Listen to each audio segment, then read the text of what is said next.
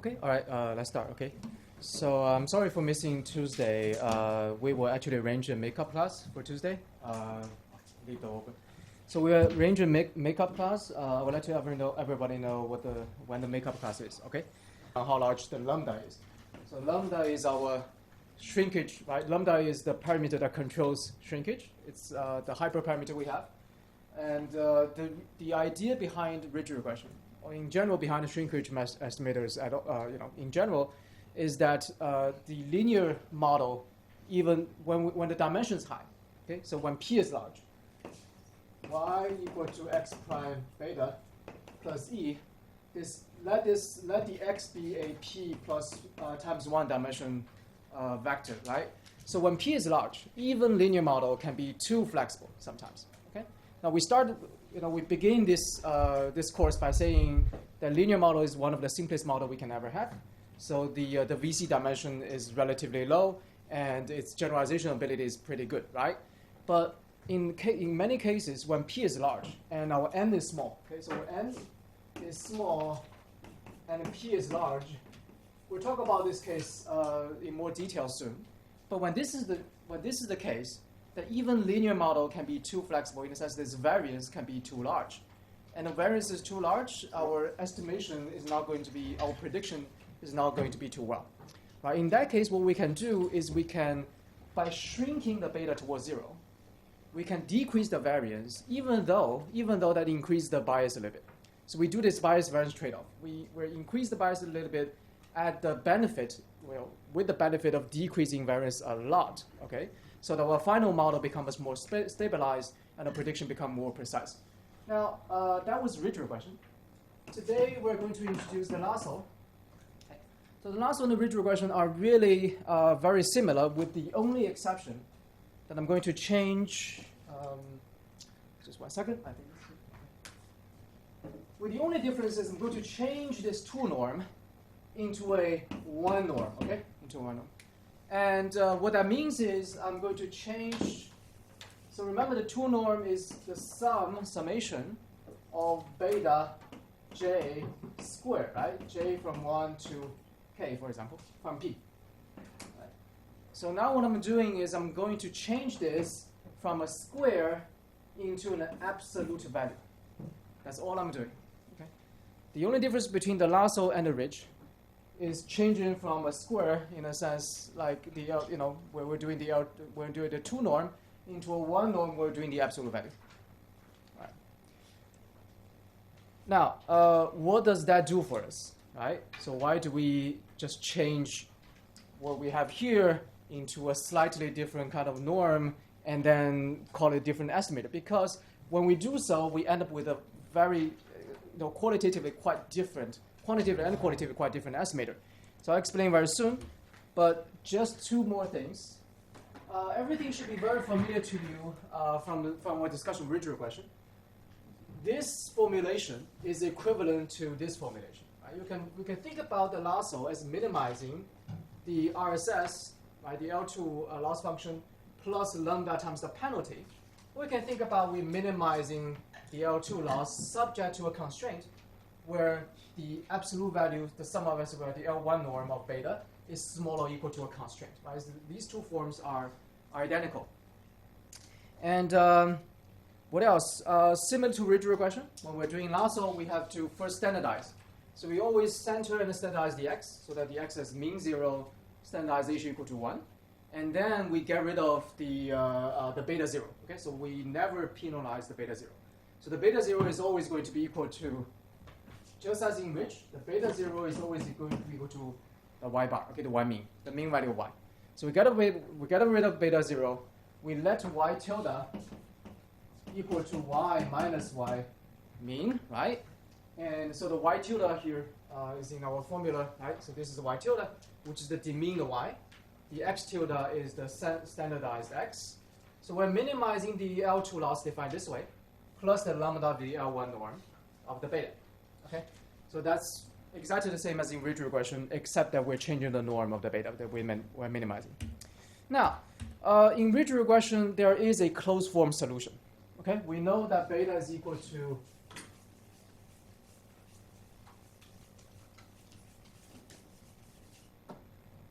beta hat in ridge regression is equal to x prime x plus lambda times the identity matrix, okay, inverse x prime y. So we know this. This is the closed form solution for ridge regression, making ridge regression very easier to estimate because we can directly calculate the beta hat just like we do in OLS. Right? So that's the benefit. The reason why we're able to solve for the exact analytical solution is because the beta 2 norm, right, the 2 norm we're minimizing. Now, when we change in the 2 norm into a 1 norm, we no longer have this analytical solution, unfortunately, right? Okay. Now, in ridge regression, if x prime x is also equal to identity matrix, in this case, we say x is orthonormal. This is a special case. When x is orthonormal, right, there are standardized, the x prime x is equal to I, then beta hat is simply equal to beta OLS, the OLS beta, divided by 1 plus lambda. So that's for ridge. So for ridge regression, as we can see from this special case, that it is really the OLS beta shrunk toward 0. Okay, so everybody is shrunk by 1 plus lambda toward 0. All right, what about Lasso? Well, for Lasso, we do not have an analytical solution. All right, but however, if we are able to assume, so we have to solve this numerically, but if we are willing to assume that we have orthonormal x, meaning x prime x is equal to the identity matrix, then Lasso has also a pretty easy way to write the Lasso solution, which is here, okay? So the Lasso solution is beta hat is equal to beta hat OLS minus lambda divided by 2 if the beta OLS is larger than lambda equal to 2. It is equal to beta hat OLS plus lambda equal to 2 if this is smaller than negative lambda 2, and it's equal to 0 in between. Okay, so what I have on my slides. Let me show you what this means. Okay. Here's the picture of the ridge regression solution versus the Lasso solution. As you can see, once we change the 2 norm into a 1 norm, our solution in the case of orthonormal x becomes quite different. For ridge, this is OLS, right? This is the OLS beta. But then the ridge regression, the solution really makes the beta hat tilted towards 0, right? So everything becomes smaller. This is 0, all right? So the least square solution becomes closer to 0. The larger the least square solution is, the more it is shrunk towards 0. Okay? So everything goes to 0. For Lasso, it's quite different. It is no longer a sort of a everybody shrunk towards 0. It is for large coefficients which are positive. We're basically decreasing everything minus lambda divided by 2. Okay? So it's a constant. For any fixed constant lambda, everything just decreased by lambda divided by 2. And for small coefficients, meaning very negative coefficients, everything is plus lambda by 2. So they're still shrunk towards 0, but everybody shrunk by the same constant. Okay? In the sense that everybody is minus the same constant, or everybody plus the same constant towards 0. All right, so that's the first thing about Lasso. In the case of orthonormal x, we have this interesting results. But also, what's more important is for these coefficients. For these coefficients in the middle, they all become 0, exactly 0. So if we're least square, right? Okay. So let's see. This is 0. This is OLS results. If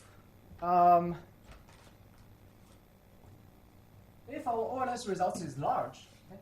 If the OLS estimates are large, then they become smaller. They're shifting towards 0. If they're small, then they become larger, shifted toward 0. Okay. However, if they're somewhere around 0, in between lambda divided by 2 and then minus lambda divided by 2, where they're between these two values, they all become, all of these values, all of these coefficients become exactly 0. Okay? So in other words, Lasso has the ability of shrinking the small coefficients exactly to 0. Ridge does not do that. All right? For ridge, even for very small coefficients, or less coefficients, they just become even smaller in absolute value. They never become exactly 0. But Lasso has the ability of shrinking coefficients exactly to 0. Now, what does a 0 coefficient mean? if I tell you that y is equal to beta 0 plus beta 1 x1 plus beta 2 x2 plus e, and then if I tell you that once I apply Lasso to this linear model, Lasso estimates beta 1 equal to beta 2 equal to 0. Okay, so Lasso shrink beta 2 all the way to 0. Beta 1 is still not 0. Beta 0 is not 0. Okay, but Lasso shrink beta 2 to 0. What does that mean? That means, according to Lasso result, we might as well just delete x2, right? So x2 no longer matters, okay? Because beta 2 is equal to 0. So you can think about this in a way that Lasso is doing. What Lasso is doing model selection for us. Okay? It's doing variables. To be more precise, it's doing variable selection. Meaning in a linear model, I do not know which variable I should include in my linear model. So I let Lasso decide for us. Right? So I put, I may not know. So if I have x1, x2, two variables, I want to choose which variable to put into my model. So there are several ways to do it, right? Previously, one we have talked about, where we discussed model selection, we said we can do forward selection.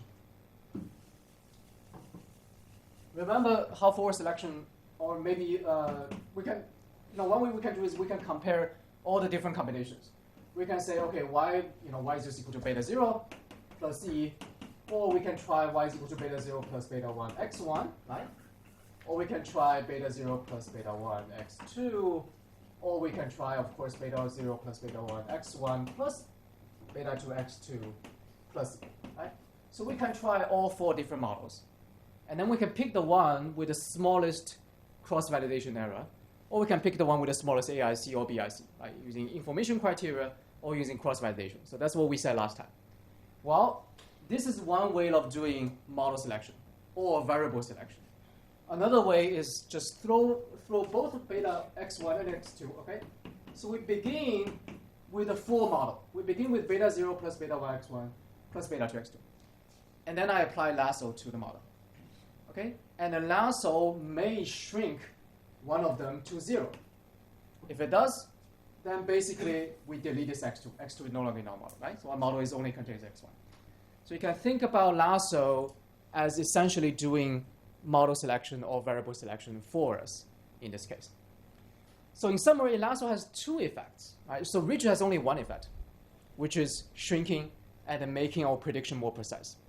When we discuss Ridge, the only thing it does is by shrinking the parameter towards 0, we decrease our variance at the cost of slightly higher bias, but we achieve a more precise estimate, right? So our prediction error goes down. That's the only purpose of Ridge. For Lasso, it achieves both. Okay? It has two purposes. One purpose is also shrinking, because Lasso also shrink parameters towards 0. And by doing that, it also stabilize the variance, right? Decrease the variance, increase the bias a little bit, and then produce a better prediction error. So Lasso also does that. It's also a shrinkage method. But it's also able to shrinking some variables, some parameters exactly to 0. And in doing that, it has the effect of doing model selection for us by basically deleting some variables from our model so that we know that we no longer need it in our model. So Lasso serves both of these purposes. Okay? That's why it's probably a little bit more popular than ridge regression in applied research. All right? Now, there's one way to understand why Lasso is able to do this, while Ridge is not. And it all has to do with, right, the penalty we use. Right? Remember, in ridge regression, we use the penalty of 2 norm for beta. In Lasso, we use 1 norm for beta. And that's the only difference. And it is exactly this difference that produced the special effect of Lasso. Okay? So here's one way to understand it. Remember, when we are minimizing, remember that Lasso, we can write Lasso this way or we can write Lasso this way, right? So when we're writing Lasso this way, it is a constraint optimization problem where we're minimizing the L2 loss subject to this constraint, okay? But what does this look like? Now,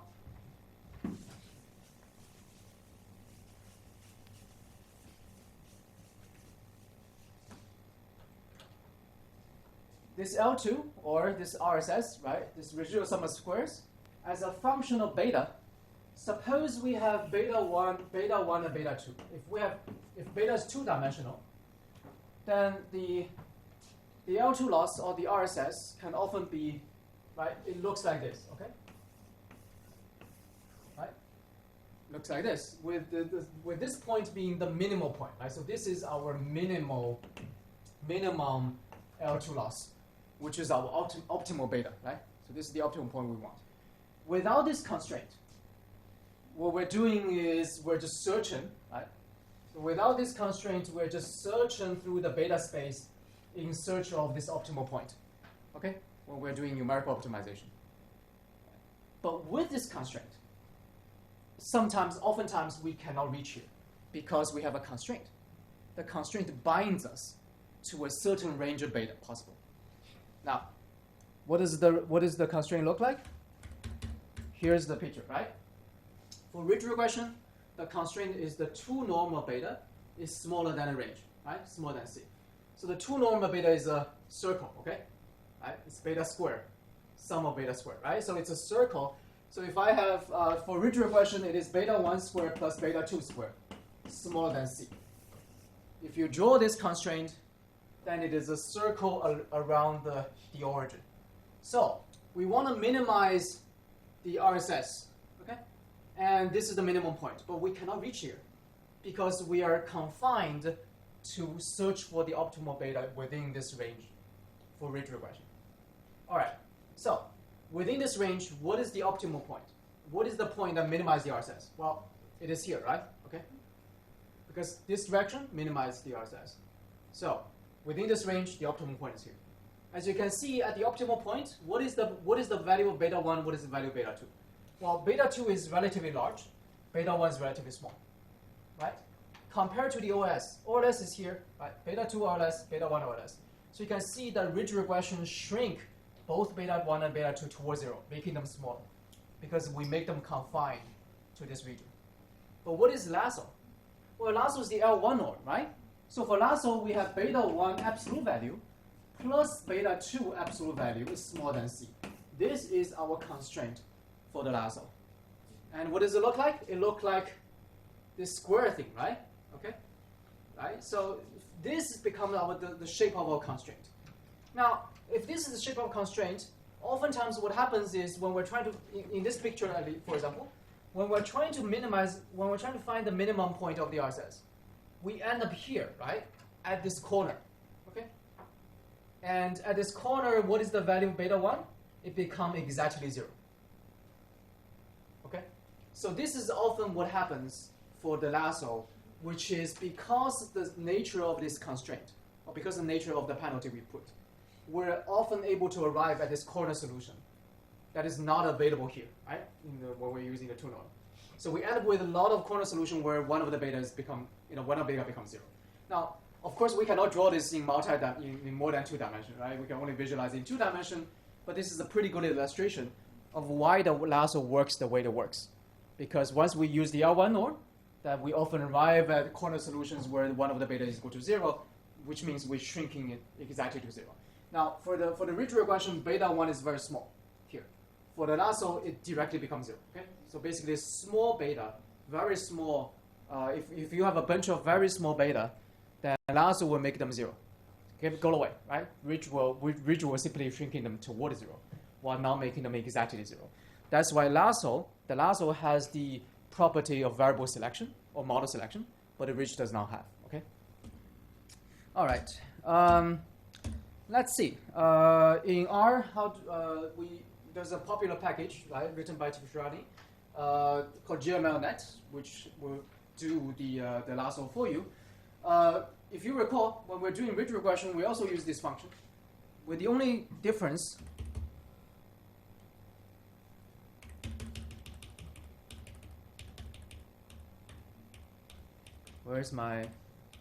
there we go, right? So we're doing ridge. We also use GLMNet, but the only difference is we set alpha equal to 0. So what is this lambda? This lambda is the shrinkage, is the penalty, right? So how much it controls the penalty. So if lambda is really large, everything is shrunk towards 0. If lambda is small, then there's almost like no penalty. But this alpha equal to 0 tell us that's ridge regression. But alpha equal to 1 will give us the lasso. Okay? So once you want the lasso, you say alpha equal to 1. Now, what does this alpha mean? Why, why 0 or 1? We'll talk about them very soon. But right now, just remember alpha equal to 1 is give us the lasso.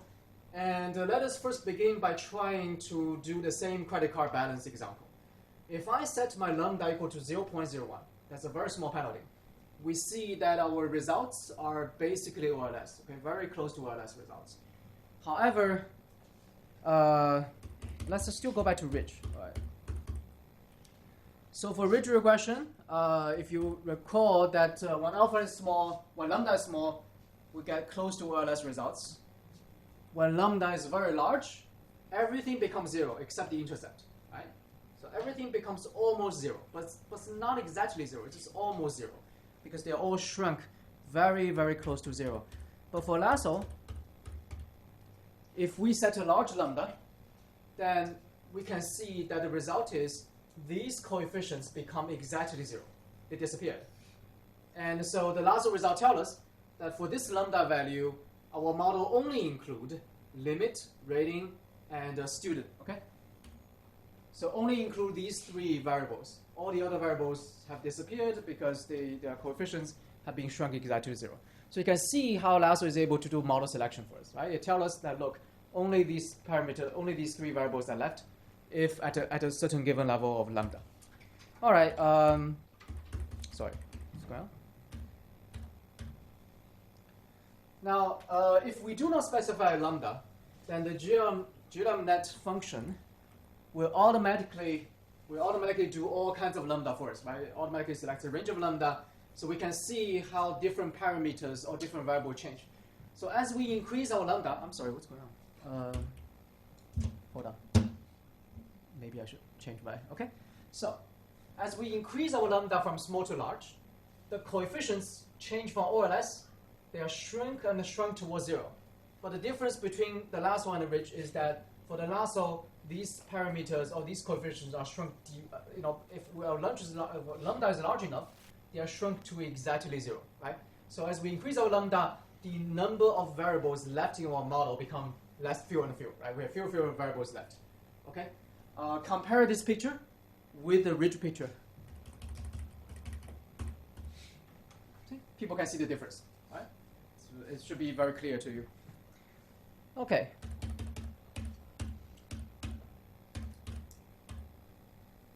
All right, so comparing lasso and the ridge, right? So like I said, the difference between them is that ridge regression is focused on producing a more precise estimate by lowering variance at the cost of slightly increasing bias. Lasso does both. It both decreases the variance and tries to produce a more precise estimate, but also at the same time tries to produce a model with fewer variables by shrinking those parameters to 0. So in this case, we say Lasso produce a more sparse model, in a sense that the model produced by Lasso has fewer variables. Okay. Now, what kind of cases does ridge regression perform? How do we compare them? Right? What's their performance like? In this example simulation, we have 50 data points, and we have 45 parameters. So only 50 data points, okay, n equal to 50. And the parameters, we have 45. We have a huge, very large number of parameters. Now, if we do both ridge and lasso, we can see their performance is almost very similar to each other. They both select so for ridge regression, ridge is the dots and lasso is the line. And they both select somewhere here as the optimal model, and the performance are very similar. However, if we change our setting, we still have 40. In this case, we still have 45 variables x. However, only 2 of them have the true parameters above 0, different from 0. So in this case, we have 45x, but only 2 of them are meaningful. The other 43, the beta 0, the true beta are all equal to 0. Okay, so this is a case where we have a bunch of 43 meaningless x. They should not enter the model, right? But we put them in the model anyway. Okay. Now, if we do that, then Lasso is going to be much better, produce much better result than ridge, because Lasso is going to shrink right? Many of the 43 to exactly to 0, as they should be. Well, Rich has Rich doesn't have this ability. Okay, for this case, where all 45 are meaningful x, they perform very similarly in terms of their performance. Okay, so that brings us to and here. Okay, so let's see one more picture, right? So for this picture again, when we're increasing our lambda, we have 45 different x, but 43 of them are meaningless. Right? Their true beta 0 is equal to 0. So as we can see that this is the optimal lambda we choose in this case. At the optimal lambda, and we choose the optimal lambda by cross-validation. Okay, so at the optimal lambda, only 2 variables are left. Okay, all the other 43 are gone. They are all shrunk towards 0. That's what Lasso is able to do. Okay, so let's see a real example. Okay, so this is we apply the Lasso method to data from we take some data from the 2018 General Social Survey, which is a very large survey of attitudes of American people. Okay, so conducted in the United States. So the GSS has many variables, demographic variables they have collected, and they ask people all kinds of questions related to their attitudes towards all kinds of social, political, economic questions. We want to use this data set to help us to understand, also predict who people vote for in the 2016 election. Okay, so want to know. So we in particular take a look at one question, which is, did you vote for Hillary Clinton or Donald Trump in 2016 election? Now, because this data set has a huge number of variables, information collected of different people, okay, of everybody, we're able to select many variables that could potentially help us predict this person's voting behavior, right? Now, that includes many things like of course, age, gender, income, what type of work they do, whether they're married or not, their family information, political party affiliation. So, to this end, we select 50 different variables. Okay? So this is our data set. We take the data from the 2018 the General Social Survey, and we collect 50 different variables. Age, gender, how many siblings, right? Family size, do you attend church, right? Do you support, do you serve on the courts, etc., etc. Okay, so there are many variables that might potentially. We have no idea. The key here is we have no idea which variable are important for predicting a person's voting behavior. We have no idea what might what actually influence them. But these are the variables that we think might influence them. So how do we analyze this? We put all 50 variables into our regression and use Lasso as a variable selection technique that tell us what are the important variables for helping us to predict whether a person will vote for Hillary or Donald Trump. Okay, so that's our plan. All right. Now you can see that here the data, we don't have a lot of data. The n is only 500, but we have 50 dimension x. Now in this case, even the linear model, even if we do OLS, the variance is probably too much. Okay, so we can significantly decrease the variance at the cost of slightly higher bias to improve our prediction. So in other words, in this setting, ridge regression will also do well. But we not only want to improve our prediction, but we also want to tell, the model tell us which are the most important variable. We want to do some kind of variable selection. So let's do Lasso, right? Okay, so in our data, just some summary statistic. Our y variable is who did you vote for in 2016. In our sample data set, more people voted for Hillary Clinton. Okay, 260 voted for Clinton, about 200 voted for Trump, and then we use model matrix command to create a number of different dummy variables for each factor variables. So yes, we only have 50 variables.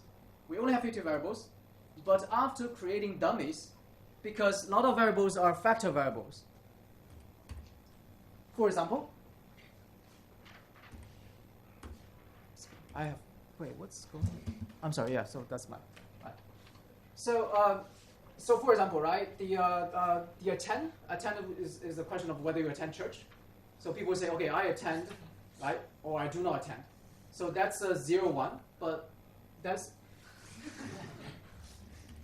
I have to... What's going on? This is the first time happening to me. Okay. I'm going to put my mouse here, right? Oh,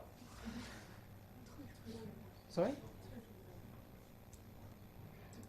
Ah, there we go. But I only say, okay, got it. But now if I quit, then it becomes something like this, right? So I gotta, like, let me see. See, the mouse is moving by itself. It's really weird. Do I have Mu Qing here? No, Mu Qing is not here. Okay, let's see.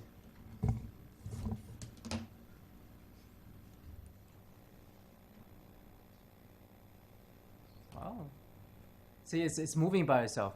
Can somebody help me by any chance? There is an office on the second floor.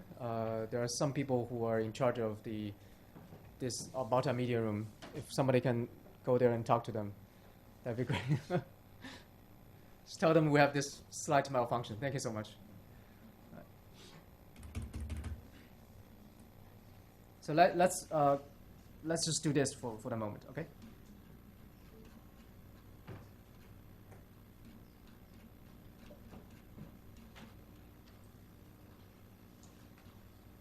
Where are we? Okay, so for many of these variables, like race, for example, right? So let me take race. Race is a better example. For race, people say, okay, I'm white, I'm African American, I'm Asian. Now you need to turn this variable into dummy variables. Okay, right? So race, let's say black, white, Asian, for example, Hispanic, right? So for these variables, we need to turn them into factor dummy variables so that we make one variable black, 0, 1 variable here, 0, 1 variable for white, 0, 1 variable for each, right?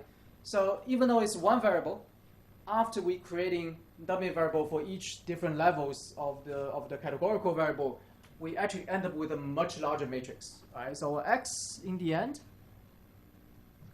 becomes 128 dimensional. So in the end, our model has only 500 n equal to 500, but our p, the dimension of the x, is 128. So this is a very, what we call high dimension, almost high dimension model we are having here. Okay. All right. So let's do Lasso. Right now, this is a logistic regression. It's not a linear regression because we're predicting Donald Trump or Hillary Clinton. It's a 0-1 question, right? It's a binary choice. So we're doing a logistic regression. But can we do a Lasso on logistic? Of course, all right? So the way to do it is we're still using Xiamen. We're saying alpha equal to 1, meaning we're doing Lasso, but we're saying the family equal to binomial. So this is the way to do logistic regression while applying Lasso to it. In order to find out the best lambda, we use cross-validation. So the CV Lasso here, or the CV Xiamen is a way to do cross-validation on all possible different lambdas and choose the best. So after doing the cross-validation, we say lambda star is equal to the minimum lambda. It's very simple, right? So we try all different kinds of lambda values. And each time we use cross-validation to tell us the CV error associated with that lambda. And then we pick the lambda that is the minimum. Okay? And then we again, after choosing the best lambda, we fit the Lasso equation, the Lasso regression again, using the best lambda. Okay, lambda equal to lambda dot star. So that's the plan. All right. Now, if you look at if we try all kinds of lambda values, then you can see when lambda is small, we have the beta values all spread out, 128 of them, and when we increase lambda, increasingly the model becomes smaller, smaller, right? More and more lambda shrink to 0. Here is the cross-validation. Okay, we try all different kind of lambda, and for each lambda, we estimate the CV error. So we pick the one that is the smallest. That's called lambda star, right? Our smallest lambda. Now, there are actually two things that we can do. Typically, people do. One is to pick the model corresponding to the smallest cross-validation error. That's the lambda minimum. But there's also another one, which is what many people also typically do, which is to choose one standard deviation larger than the minimum, which is this one. So this is called, in the R command, this is the lambda 1SE, which is one standard deviation of the more than the minimum. The idea is typically when you do this, the model becomes even smaller because you have a larger lambda, right? So the model becomes even smaller, but the error does not really increase that much. It's only 1 standard deviation. It's not really that big. So when we do this, we're shrinking the model a little bit more than the optimal, the best optimum. At the, with the result that we end up with an even smaller model that's better for interpretation purposes. So here is my result. Okay, so I do the lasso, and I use this 1SE lambda as my lambda, and this is the model I end up getting. So remember, I have 128 dimension x. In the end, how much do I get here? I get about, I think it's about 17 or 21. I forgot. Okay, so there are about, let's say 20 different left. So we have successfully shrunk the model from 128 dimension all the way to about 20 dimension. I think we're fine now. I'm sorry. If we have further problem, we'll let you know. Sorry about that. Okay. We're fine, right? Okay. For now. So we shrunk the model all the way to 20 dimension. And let's see whether they make sense, all right? So what does this model tell us? By the way, so here positive means more likely to vote for Trump, because Trump is 1. Negative means more likely Hillary Clinton, which is 0 in our case, okay? So if you're a male, if you're a man, you're more likely to vote for Trump, which is true, okay? In terms of statistics. This variable means whether you oppose a gun, okay, in America. So you support a gun, or you oppose, you want more sort of restriction on guns. So if you want more restriction on guns, you are more pro-Hillary Clinton, which is obvious because they are more democratic, okay? They are Democrats. This one says if you are black, African-American, more likely to vote for Clinton, okay? If you are white, more likely to vote for Donald Trump. If you are married, more likely Donald Trump. If you're never married, single, which is typically young people, vote for Hillary Clinton, etc., etc. We can go. Right? But these variables make sense, all right? They obviously make a lot of sense, and they tell us about what are some of the important variables that might influence, or at least help us predict whether this person will vote for Trump or vote for Clinton. Out of 128 dimension, we have successfully shrinking the model all the way to about 20 dimension, which is a pretty successful application here. Okay, in fact, this is what I want you to do for challenge. Right? So we have for this lecture, I have a challenge for homework, right? Which the challenge is exactly this: try to do something similar to what I've done. All right, go to one of these sources, or you may pick any source you want, right? Find an interesting target, like which president you vote for, or some other kind of target you're interested in. Choose at least 50 variables, and those 50 variables have to make sense. Okay, you have to be somewhat, at least potentially, have some explanatory power for the final one, and then use your lasso or use some other methods that we will introduce in this course to basically pick out some of the important predictors and help you better predict the target variable. So this is one of the challenges we have. 2 extra points, right, if you're interested in doing. Okay. All right. So the case that we have just considered, where it differs in one very important dimension from the traditional linear regression setting we consider, which is traditionally, when we do linear regression in most of our applications, the n is larger than p. So we have way more data points than the dimension of x. Right? In the case that we have considered, p is pretty large compared with n. So p is large, n is small. Now, this is often called high dimensional. Although, okay, let me be precise, some people, when they mention high dimensional, they strictly mean p larger than n. That's what some people, especially in statistics, call high dimensional. But we're going to play a little bit loose, okay? We're going to say whenever p is large, n is small, even if n is larger than p, as long as it's not larger, I'm going to call it high dimensional. And when our model is high dimensional, our problem is high dimensional, like I said, even linear model can be too flexible. So in that case, there's an argument that we should bring down the variance, even at the cost of increasing bias. So we can use our method like ridge regression or lasso to improve our prediction accuracy, right? Also, if our p is really larger than n, okay, so if we have more predictors than the amount of data points available, then we cannot even use linear regression. OLS doesn't work, right? When P is larger than N, OLS doesn't work.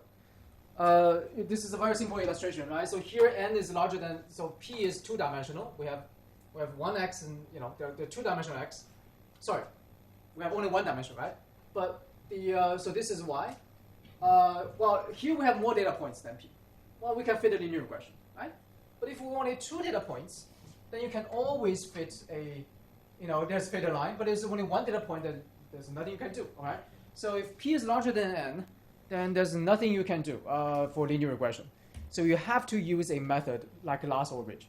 Lasso Ridge could be applied if P larger than N, right? But however, linear regression cannot, or less cannot. You can also see here that once the number of variables increase more than so here the N is fixed at 20. So we have 20 data points. If our number of variables is larger than 20, then the training error is always going to be down to 0, right? Just as in this case, if we have only 2 points, I'm sorry, when I talk about training error, I mean OLS, right? If only 2 points, then we can always fit a perfect line.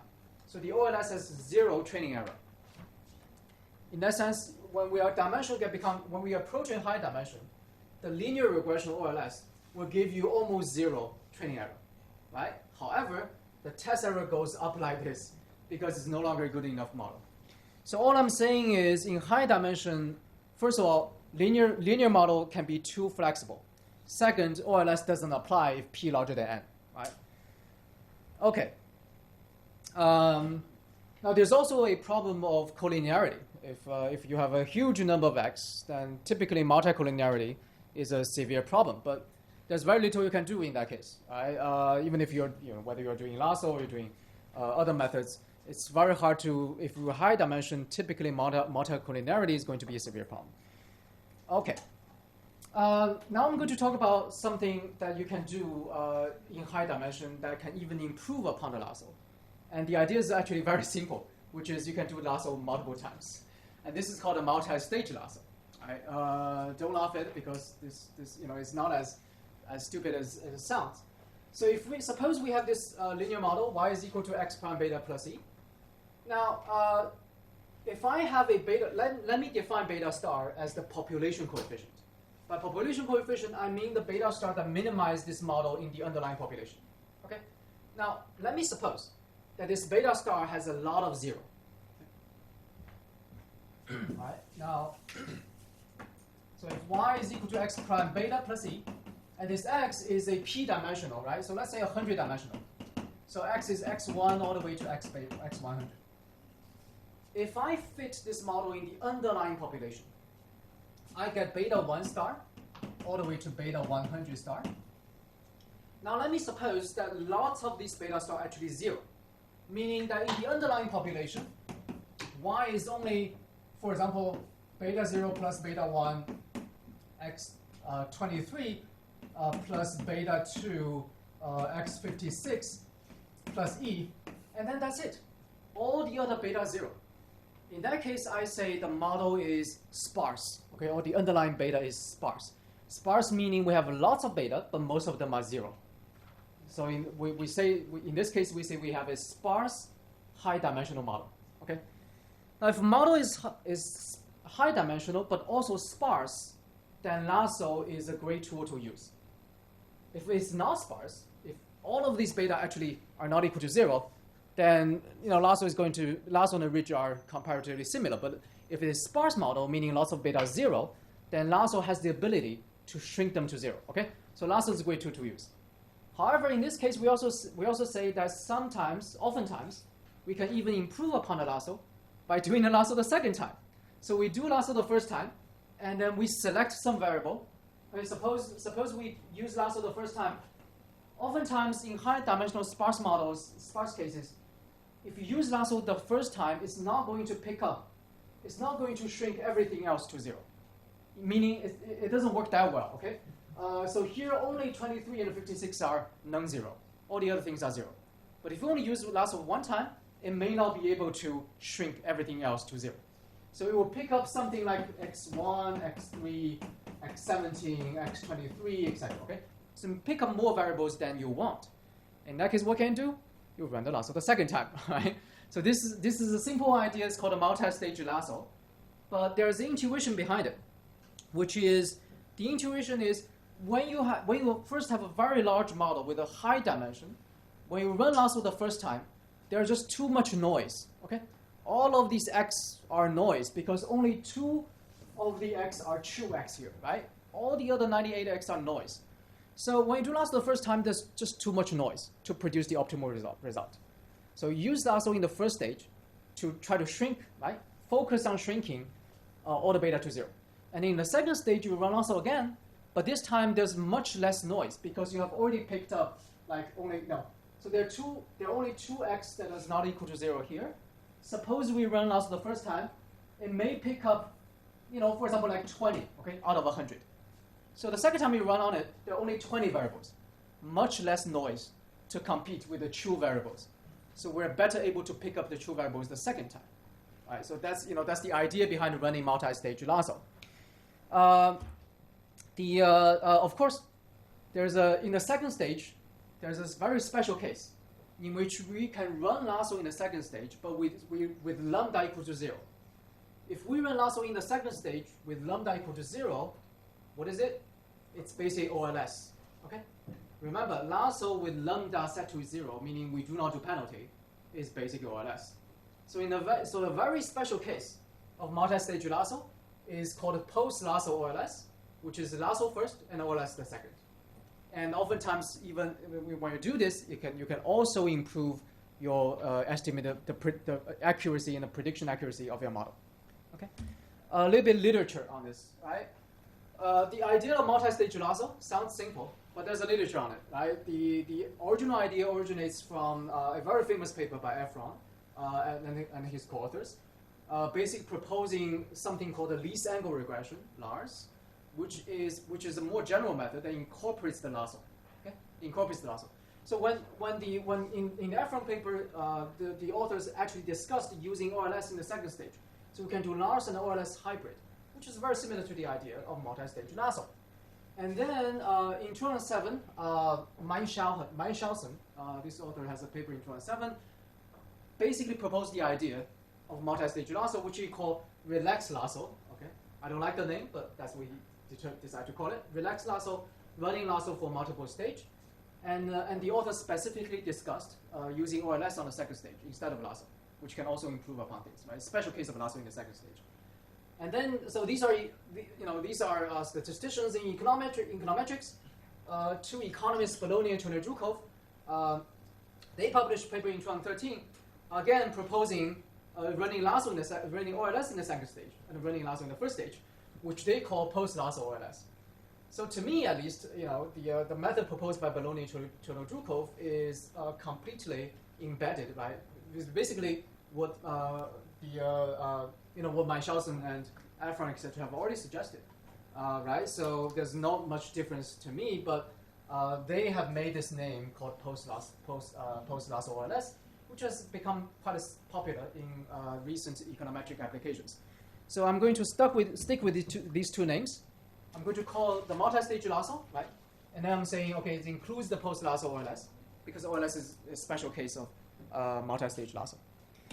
So let's see a simulation, just to try to help you see how the running lasso multiple times can help, right? I'm going to generate 99 different x variables, and all of them are normal 0, 1. I'm going to say, okay, y is equal to beta 1 x1 all the way to beta 99 x99, with the setting that beta 1 to beta 5 all are equal to 5, but all the other beta are equal to 0. So I only have 5 beta that are not 0. All the other things are 0, right? So if our estimator works, then hopefully we can pick up these 5 beta while shrinking everything else to 0. That's our goal. Now, to this end, I generated a training data set with n equal to 100. So I have 99 variables, and my n is equal to 100, okay? Our p is barely larger than the n, right? Almost equal. Only 5 are non-zero, and so that's how I generate a training set. For the test set, I generate a huge population, okay? So I let n equal to like 10,000 or something, just to test the performance of our model. Okay, Now, the first thing I'm going to do is I'm going to do OLS. We can always do OLS, right? Here we have n equal to 100, p equal to 99. I'm going to run my OLS regression on this huge, right, high-dimensional model. Okay, what's the result? Well, here's the result, okay? For the first 5x, you can see that the estimated beta, or, this is pretty good. It's not that bad. It's close to 5. All the other x has the beta is, somewhere around the 0 level, okay? So it's not that bad looking, right? Until you realize that, first of all, how many of the coefficients are not equal to 0? All 99 coefficients are not equal to 0. None of them are 0, right, for us. Let's see how many of them are statistically significant. 0 of them are statistically significant, okay? So if you look at this OLS results, what do you determine, right? What is your, how do you interpret the results? And then finally, let's look at this test error. By test error, I mean I run the model and test the performance, right? Test the fit of the model on the test data. The test error is 299. So remember this, right? Okay. Now I'm going to do Lasso. Right. So again, Xiamen, right? Let's do cross-validation. Use cross-validation to find out the minimum lambda, and then fit the whole Lasso, fit the Lasso on the whole data set with the lambda equal to the optimal lambda. After this, how many?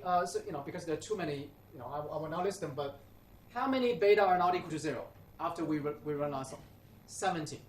So we have 5 non-zero beta, but Lasso picked out 17 of them. Okay, not exactly ideal, right? But that's what Lasso did, okay? Look at the test error. The test error now is 1.43. So for OLS, the test error is 229. And then just by running Lasso, we're able to significantly increase the prediction accuracy of a model, all the way from 229 down to 1.43. So that's a significant improvement, right? So here is my Lasso result. We have, so we successfully pick out the 5 significant ones. But we also pick out all this noise from V18 to 5099, right? So if you look at the, if we plot the entire path of lambda, then as we increase our lambda, these variables, so if you look at this, it's pretty clear, right? All these variables are noise variables. So you pick up lambda, they're going to shrink to 0 if it's large enough. If lambda is large enough, then in the end, we only have 1, 2, 3, 4, 5, these 5 significant variables. But unfortunately, Lasso doesn't pick up only these 5, okay? At the optimum lambda. So I'm going to do what the authors call relaxed Lasso, which is the multi-stage Lasso proposed by Xiamen, right? Xiamen. We can use a package written for that purpose called Relaxo, it's actually very easy to use. You just say Relaxo CB Relaxo XY, and we get the results. Very easy to use. The result is only 5 beta are not equal to 0. So by running relaxed Lasso, we have successfully identified the 5 parameters that are not equal to 0. If we look at the fit, it's also pretty good, okay? Very close to 0. And then finally, let's look at the test error. Now it's 1.08. So it's slightly better than Lasso, right? So when we go from OLS to Lasso, there's a huge improvement in terms of the accuracy of the model. If you run Lasso the second time, it's not, it's not that big an improvement, but still get a little bit improvement. But what's more important is that we're able to identify the 5 parameters that truly matter in our model. Okay. All right. Okay, so a lot of people have economics. Lasso, the method of Lasso has gained a lot of popularity in recent years, right? People start to use Lasso in a lot of applications. But the problem when they try to use it in social science and economics is that in economics we often care about inference. We want to know if the parameter you estimate is statistically significant or not. The Lasso, for a long time, people do not know how to do this with Lasso, because Lasso doesn't, right? Lasso produces results like this, where it tells you the estimate for the different v, but it doesn't really give you a confidence interval. It doesn't really give you a p-value. Because for a long time, people do not really know how to do p-value for Lasso type of estimators, okay, for shrinkage estimators. We know how to do for OLS. We do not really quite know how to do this for Lasso. So for a long time, what do people do? Especially when you're trying to use Lasso in economics and in empirical applications. What many people do is they actually do the post-Lasso OLS. Okay, so they do something like post-Lasso OLS, meaning they do Lasso first, and then use Lasso to pick out a number of variables, and then they use OLS on those variables. And then OLS will give you the p-value, right? So they use these p-value they report these p-values in their research. Now, that is actually extremely bad. Why is that extremely bad? Because I hope by now you all understand why this practice is a bad practice. Because why? Because Lasso is, when you use Lasso, so Lasso in this case is just like any model selection method, like forward stepwise regression, like other methods that we've talked about. The result you get is already after you have tested many different models and selected the best one, right? So once you do that, and then you fit OLS on the model, you are fitting the OLS on a model that has already been selected out of a large number of models. And the p-value produced this way is not reliable. It is after selection p-value. It's not the original p-value. Remember,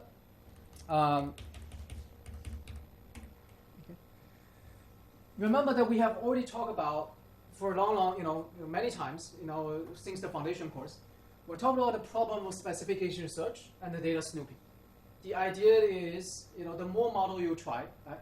So you have, if you search through a large number of models, and then finally pick up the best model to describe this training data set, then your result is not as reliable as if you are given the model in the beginning, right? So I've talked about this idea for a long time. The harm of specification search and data snooping is that in empirical research, many times people will search through many models to pick up the optimal one.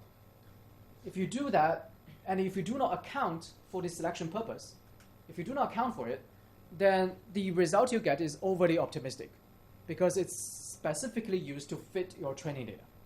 It's no longer as reliable. We talk about this in the case of VC dimension and VC analysis and how to bound our E-in and with respect to E-out, right? So we talk about that. But in the case of p-value, it's the same thing. If your p-value is generated after specifically picked out a model after trying many different models, in the case of Lasso, after trying many different lambdas, then your p-value is no longer reliable. Okay, it's typically exaggerated because it's specifically used to fit the training data. So here's an example that is very similar to the coin example I gave earlier, which is suppose we see a correlation between two variables x and y, and suppose the correlation is 0.9. Now 0.9 is a very high correlation, right? So if you see that, we say, okay, so x and y are highly significantly correlated. X should be a statistically significant predictor of y. However, if I tell you that I find this x by going over 100 different x, okay? So I search through 100 different x every time I test their correlation with y on my training data, and then I pick up, x, which has a correlation of 0.9. If I tell you that, do you still think the correlation is meaningful? Well, it's no longer meaningful because it could just well happen by chance. Even by chance, if there's 100 different random variables, and then one of them on your training data set, one of them will have a pretty high correlation just by chance. Okay, so if the correlation between x and y is specifically searched, and then find out, then the p-value is no longer meaningful, or the p-value is no longer reliable in this case. So in other words, the problem here is we need to find a way to account for the selection process. Because in estimators like the Lasso, the final result you get is after selection, after trying many different lambda values to pick out the best one, which is the same as after trying many different models and pick out the best one. So we need to have some method to account for this selection purpose, right? So this has essentially introduced a new field in statistical inference, which is called post-selection inference. So this is the image, picture I take from Tiptrani's. Tiptrani is the guy. So this is a picture taken from Robert Tiptrani's presentation, where he talked about the old classical inference versus the new inference, right? In classical inference, we have a model, we go to data, we test our hypothesis. In the kind of new inference we have a data, and then we test. We search through a large number of models. We pick the best one, and then we try to do inference. So this is called a post-selection inference, which is a new sort of a challenge for statisticians today. Okay.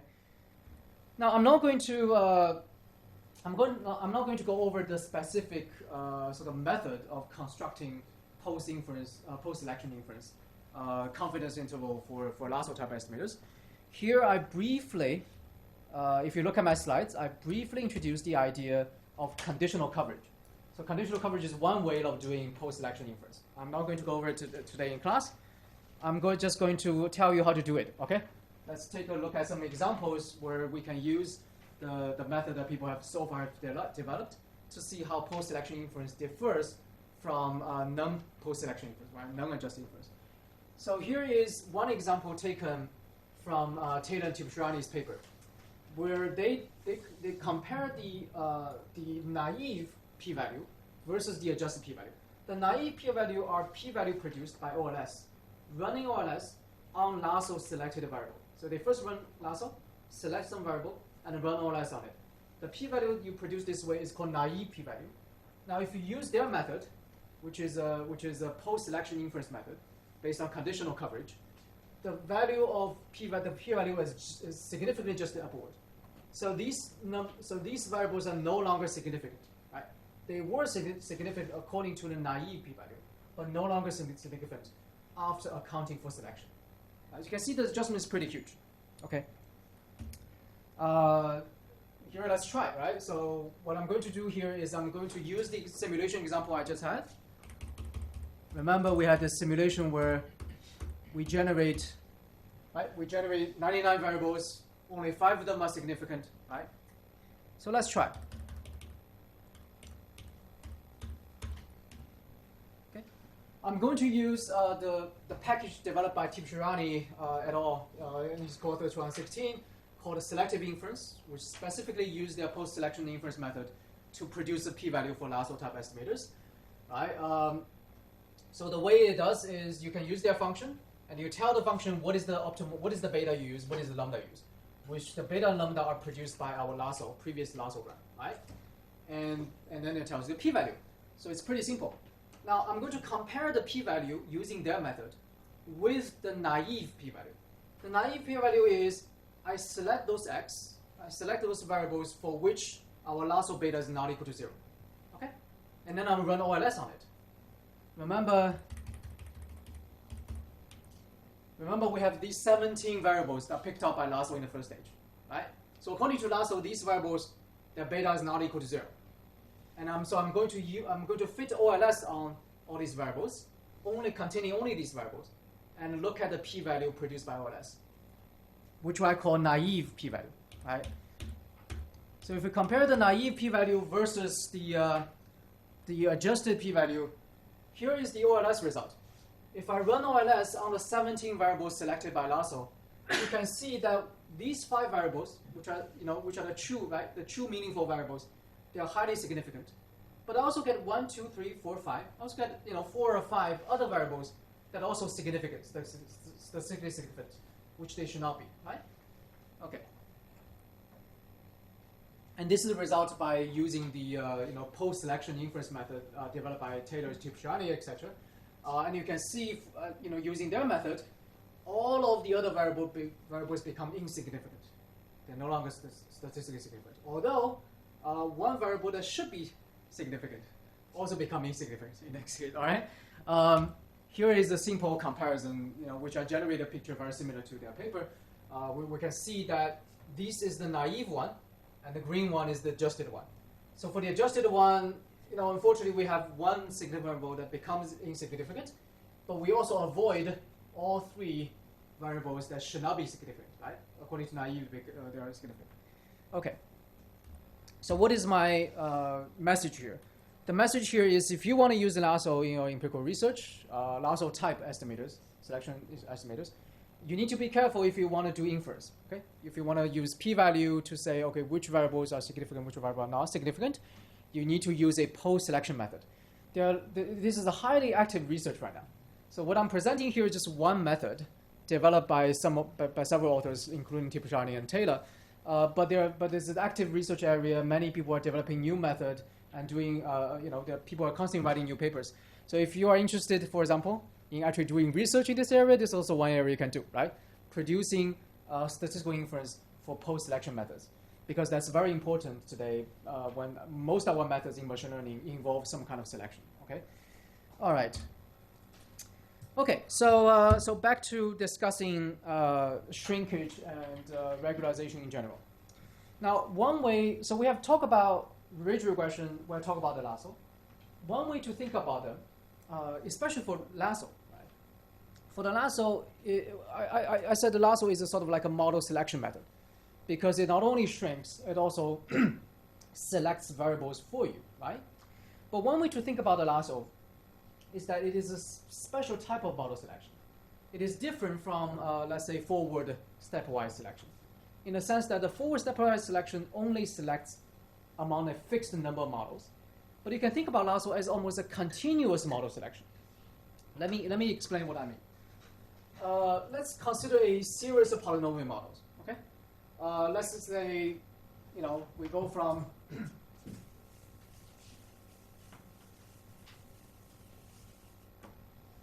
suppose I have a series of polynomial models like beta y equal to beta 0 plus beta 1x, or y equal to beta 0 plus beta 1x plus beta 2x squared, okay? Or equal to beta 0, beta 1x, beta 2x squared, beta 3rd, beta 3x third, right? Okay. Now, I want to pick I want to pick the best polynomial model to describe my model. Okay. So one way to do is, again, try all these models, compute their cross-validation error, right? Or CAIC, BIC. Which one is the best? You pick them. Now, suppose we pick this model. Okay, this is the best model we have. What does it mean? It means that we are setting beta 2. We think the optimal beta 2 is 0, and the optimal beta 3 is 0. Right. So you can think about, if we think this is the optimal model, then you can almost imagine that we're fitting the entire model, and our result is this is equal to 0 and this is equal to 0. Okay, leaving only beta 1 and beta 0. Right. Now this is called a. Now if we do this, it's almost like doing lasso. But there's one difference. When we do lasso, we are also shrinking these parameters toward 0, right? Okay. So when we're doing lasso, we may end up with, for example, we may end up with this equal to 0, but this is only shrink towards 0, or may have both equal to 0 and this is shrink to 0. So in a sense that the difference between lasso and the method I just described, where we just try all the models and pick the best one, is that the lasso is almost, it's between, let me describe this way. So 1, 0, 1, 0, 1, 0, 1. Now, if I just compare all the models and I try to pick out which one is the best, it's almost like for each beta, I have a 0, 1 indicator to see, okay, if I should include beta 2, then beta 2 equal to 1, right? Then equal to 1. If I do not include beta 2, then I'm 0. So for each beta, there's only 0, 1, 2 option. Include, not include. But for lasso, I shrink these beta towards 0. If it's very small, then it's all the way to 0. If it is not too small, then it's only shrink to 0, but it's not exactly 0. So you can think about lasso as going all the way from 1 to 0 and choosing almost a continuous value among them. Okay? So in that sense, lasso is like a continuous model selection. It's not exactly choosing one model versus the other. It's almost continuous because everybody shrink to a 0, and if it's too much, then it becomes exactly 0. Right? So in that sense, we say that shrinkage methods like lasso impose soft constraints, not hard constraint. Hard constraint is you have to either be 0 or the OLS value. Soft constraint is as long as you are confined within this range C, you just shrink toward 0, right? Because you're shrink toward within this constraint C. But it's almost continuous, okay? Only becomes 0 when it's too small. So, and we'll see example that illustrate this point more clearly later on. All right, now shrinkage method is if we speak of shrinkage method in a broad sense, then we say they all belong to a method called regularization. Right? So that's why the title of this lecture is Model Selection and Regularization. So shrinkage is a form of regularization. So we're going to talk more broadly about what regularization is. Regularization is basically any method that constrains the complexity of a model in order to avoid overfitting and improve accuracy of prediction. Okay?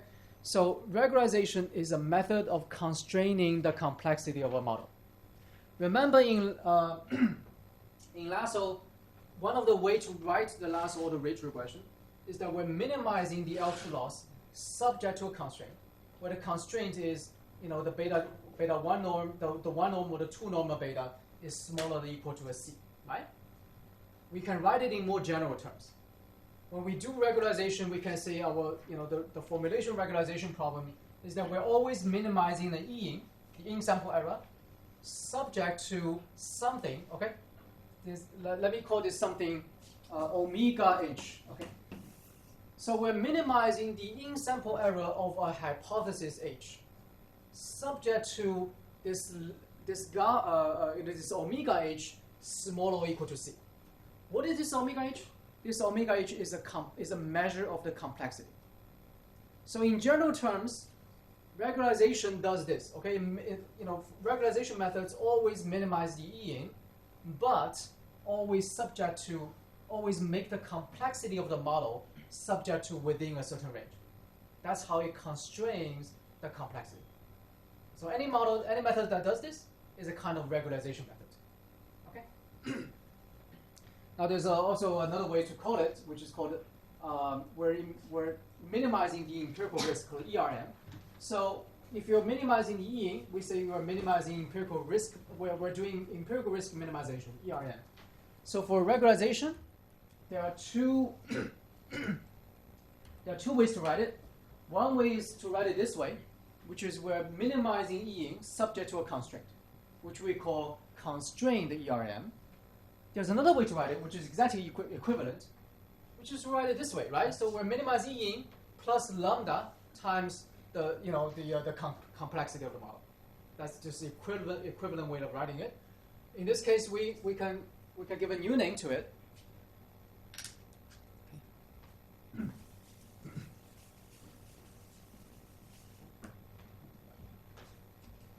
Now, regularization is minimizing E-in subject to the complexity of the model.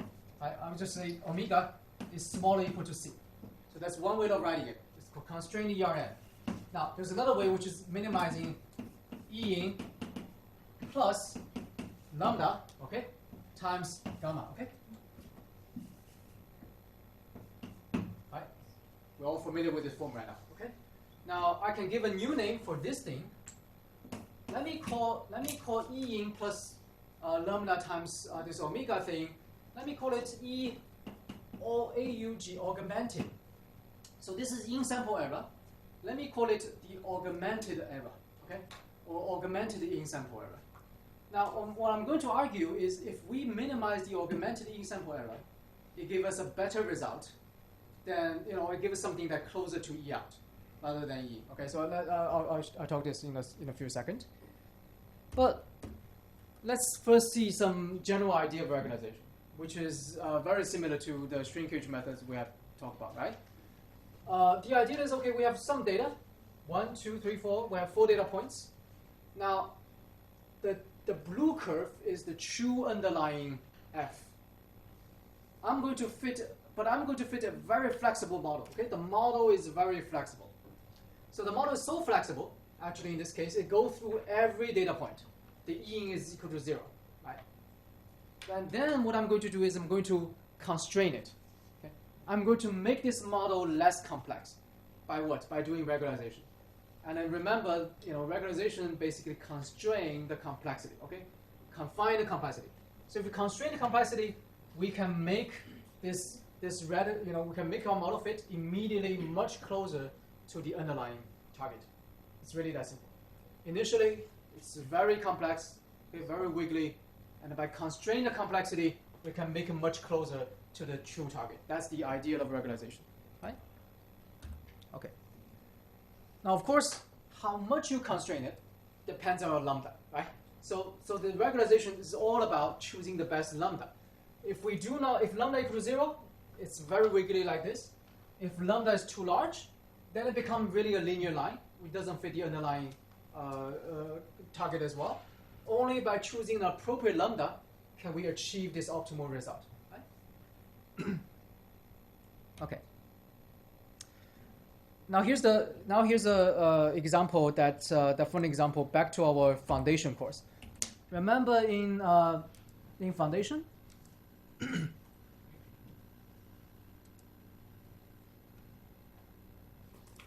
Sorry, that's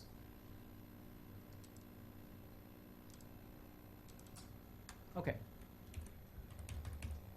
So we have actually seen this example in our foundation course, right? Yeah, there we go.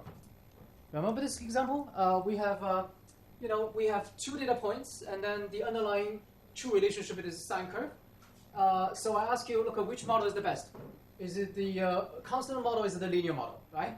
And the answer is depends on how many data points we have. If we only have two data points, which one is the best? It turns out the constant model is the best. Okay, it has the smaller. Okay, if we only two data points, the constant model has a smaller E out, right? It has a smaller prediction error because the bias is large, but the variance is relatively small. The linear model has much larger variance. Okay, even though it has a smaller bias, the variance is too large, so the linear model is not as good. However, if we have 5 data points, then the linear model is the best. Okay, so that's the lesson we learned in our foundation. Now what I'm going to do is I'm going to apply regularization to what? To the linear model. Okay, I'm going to constrain the complexity of linear model here. Now, remember I said that the shrinkage or regularization is almost like continuous model selection.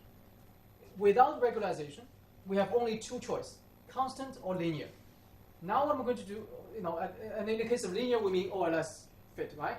Now what I'm going to do is I'm going to apply regularization to it, and then in a sense that I can continuously shift between, almost continuously, choosing an optimal point between the constant and the more or less linear one, right? So let's see, okay? So this is the constant model for the case we just described. This is the linear model. The linear model was not as good if I only 2 points. It has too much variance. So I'm going to use regularization on the linear model by decreasing the variance and increasing the bias a little bit. And the result is that I can successfully tempering down the variance to create a much smaller variance model. So this model is going to be a linear model, but with beta shrunk towards 0. And the result is, with regularization, this new model becomes the best. It's better than the OLS linear, and it's better than the constant. This becomes the best model we can have. And you can argue that this model is a continuum, is one of the points in the continuum between a constant and the OLS linear, right? So we're doing a sort of like a continuous model selection here by choosing one of the optimal point along, from all the way from 0 to the OLS beta. Okay. All right. Now I'm going to explain why this E-augment, the augmented error, is a better sort of thing to minimize rather than the E-ing, right? Because essentially the difference between what we're doing in regularization and what we're doing without regularization is without regularization we're only minimizing the E-ing. But with regularization, we're minimizing E-ing plus this thing, okay? Plus this lambda times this omega. And we call this augmented error. So I'm going to explain why minimizing augmented error is oftentimes a better idea than simply minimizing the E-ing. And the argument comes from our familiar VC analysis, okay?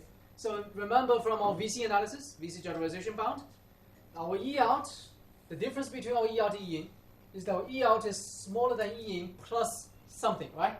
Plus the generalization bound. So this something here is a function of the VC dimension. People remember. If the VC dimension is large, then this generalization bound is larger, is a loser, right? Smaller than the loser. Now there's also n here. There's some n in this component here, which is decreasing with n. So if n is larger, then this generalization bound becomes smaller. If n is smaller, then it becomes larger. Okay. So I can write this as what? As simply a function.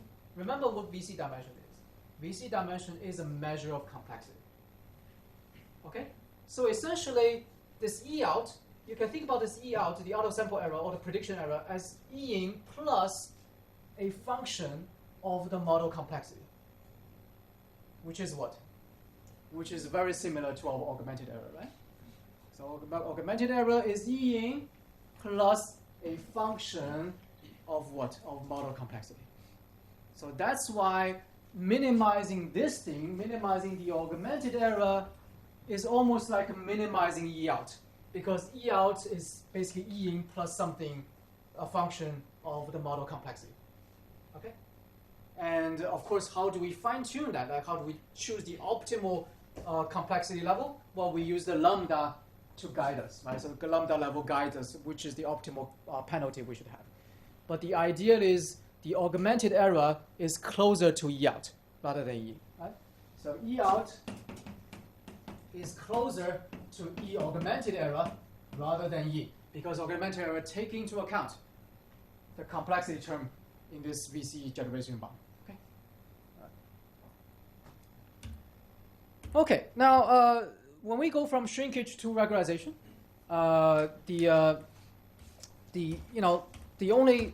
when we discuss regularization, we say we say it in the most general term, which is every time we are minimizing something like this, where we constrain the complexity of the model, we call it regularization, right? Now, what is this omega h? This omega h can be anything that measures the complexity of the model. When we are doing Lasso, what is this omega h? For Lasso, right, what is the h? Well, our h is the linear model. Y equal to x prime beta. Okay? Or you can see the h is basically x prime beta, right? That's our hypothesis. What is the omega h? What is the measure of complexity? For Lasso, it is beta, it is the L1 norm, right? Okay? But what is ridge regression? For ridge regression, it is the L2 norm squared, right? Okay, that's ridge regression. We basically, it turns out that these are not the only way to choose the complexity measure. You can measure the complexity model using many different kind of things, okay? Now, the L1 norm or L2 norm is not the only thing you can do, all right? What else can you do? Well, there are many things. So, for example, here is, I can choose, instead of beta squared, instead of L2 norm squared, I can let this omega h be what? Is equal to sum of j beta j squared. I can do this. If I delete this j, that's the penalty term for ridge regression. But what if I add this j? What does this do for us? By the way, choosing different omega is called choosing different regularizer, because this omega is a regularizer, okay? Regularizer. You can also say this omega is a penalty term. Same thing, okay? So we can choose the regularizer to be L1 norm or L2 norm or just something custom made. For example, j times beta j squared. What does this mean? It means that the larger j, the beta, it means that beta 100 is penalized much more than beta 1, right? Because beta 100 times 100. Beta 100 is penalized more than beta 10. Beta 10 is penalized more than beta 9. Beta 9 is penalized more than beta 1. So if we do something like this, it has the effect of shrinking beta that are has a larger number associated with, right? It's shrinking them more to 0 than the initial beta.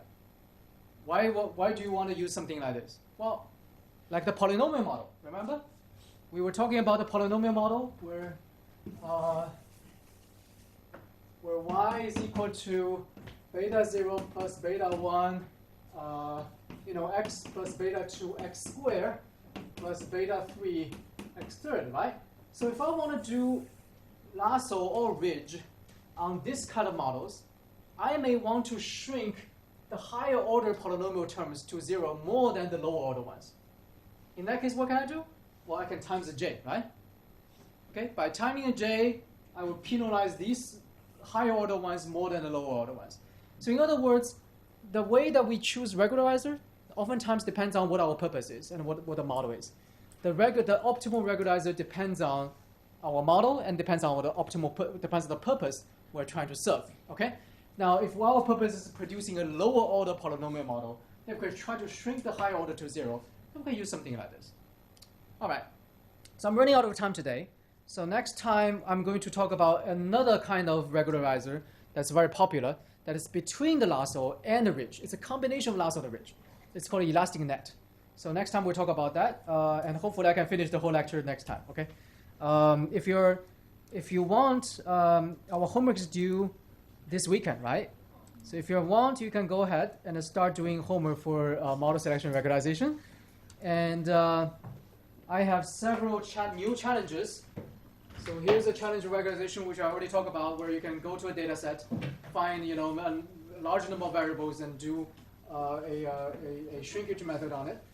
There's also something called CV and bootstrap, which is a challenge for you to design, to look at cross-validation, to look at the commonality between cross-validation and bootstrap, and to compare the differences. Okay, so you can read the challenge here. This one, multi-stage lasso and a post-selection inference, is the method I introduced in my lecture today. But I want you to do something yourself, but by trying different multi-stage lasso method and try the inference method. Okay, so you can take a look at all these challenges. If you want, you can start doing your homework this weekend. Okay.